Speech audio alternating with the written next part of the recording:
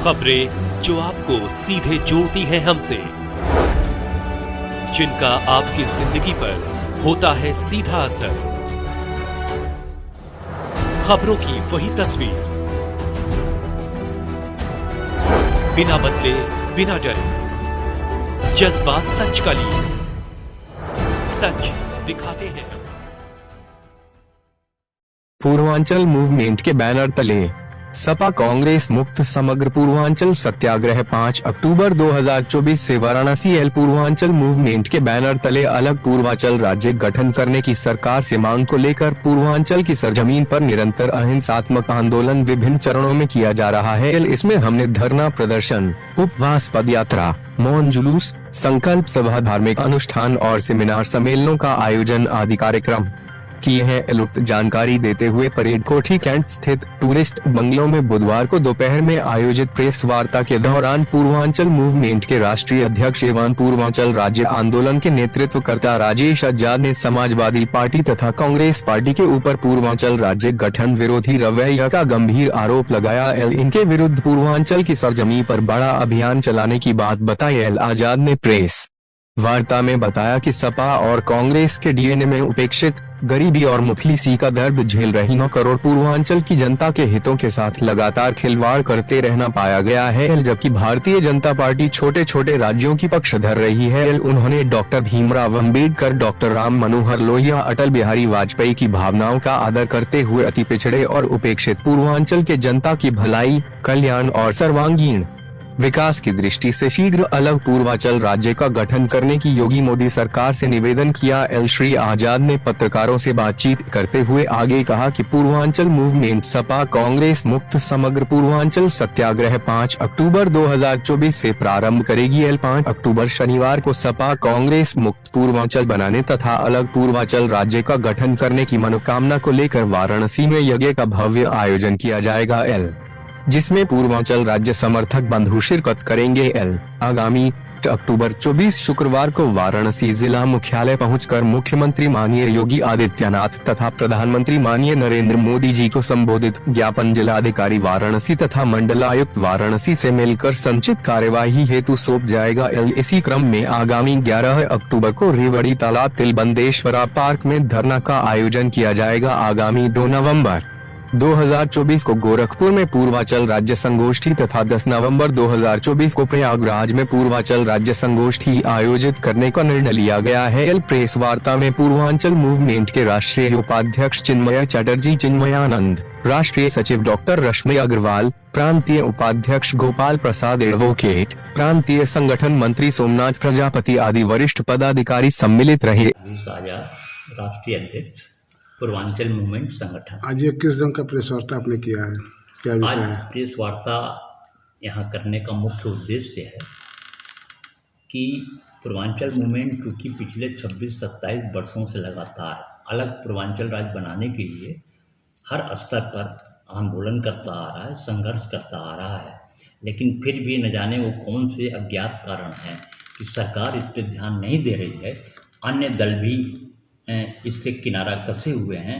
ऐसे में हम पूर्वांचल मूवमेंट के पदाधिकारियों ने यह निर्णय लिया पिछले दिनों मीटिंग करके कि हम आगामी 5 अक्टूबर 2024 से नवरात्र के समय सपा कांग्रेस मुक्त समग्र पूर्वांचल सत्याग्रह प्रारंभ करेंगे, जिसके तहत उस दिन हम कार्यक्रम की शुरुआत, इस सत्याग्रह की शुरुआत अपनी यज्ञ के भव्य आयोजन से करेंगे और उसके बाद 8 अक्टूबर को जिला मुख्यालय पहुंच करके हम मुख्यमंत्री जी और प्रधानमंत्री जी को संबोधित ज्ञापन डीएम साहब और कमिश्नर साहब से मिल करके सौंपेंगे कार्रवाई के लिए। और इसी क्रम में आगे 11 अक्टूबर को रेवड़ी तालाब तिलबंदेश्वर पार्क में धरना दिया जाएगा और आगामी 2 नवंबर को गोरखपुर में तथा 10 नवंबर को प्रयागराज में पूर्वांचल राज्य संगोष्ठी आयोजित करने का हम लोगों ने निर्णय लिया है। और इसके साथ ही अपने संगठन को पुनर्गठित करने का भी कार्य हम लोग पदाधिकारियों को इसकी जिम्मेदारी दी गई है। वो अपने स्तर से सारे लोग मिलजुल के कर रहे हैं। ऐसे में डॉक्टर रश्मि जी हैं जो राष्ट्रीय सचिव हैं पूर्वांचल मूवमेंट की। हम सारे लोग हैं यहाँ पर। ये पूर्वांचल राज्य को लेकर के किस तरह से आपकी संस्था कार्य आगे करेगी या कर रही है? पिछले 25 वर्षों से लगभग पूर्वांचल मूवमेंट पूर्वांचल राज्य की मांग को लेकर लगातार संघर्ष कर रही है। संघर्ष की श्रेणी में आगामी माह में सत्याग्रह और महायज्ञ का आयोजन होगा, जिससे प्रदेश के मुखिया माननीय प्रधानमंत्री महोदय, उत्तर प्रदेश के मुख्यमंत्री माननीय योगी आदित्यनाथ जी को यह संदेश देने का यज्ञ के माध्यम से काम करेंगे कि पूर्वांचल राज्य का गठन जल्द से जल्द करावें। जी राष्ट्रीय उपाध्यक्ष ये पूर्वांचल राज्य को लेकर के काफ़ी दिनों से समाज और संगठन के द्वारा मतलब एक साथ संगठित है और धरना प्रदर्शन भी करता है, उसको आप लेकर क्या कहेंगे? अब नहीं, जब तक हमारी मनोकामना पूरी नहीं होती उसके लिए निरंतर हम लोग 25-26 साल से जो कार्य कर रहे हैं, उसी कड़ी में अगले 5 तारीख से हम लोग एक महायज्ञ करके, क्योंकि देश की आज़ादी के समय भी सबसे पहले मेरठ से मंदिर से ही आंदोलन शुरू हुआ। इस निमित्त हम लोग 5 अक्टूबर से महायज्ञ के बाद ये प्रारंभ कर रहे हैं और सपा और कांग्रेस मुक्त, क्योंकि ये दोनों जो है अलग राज्य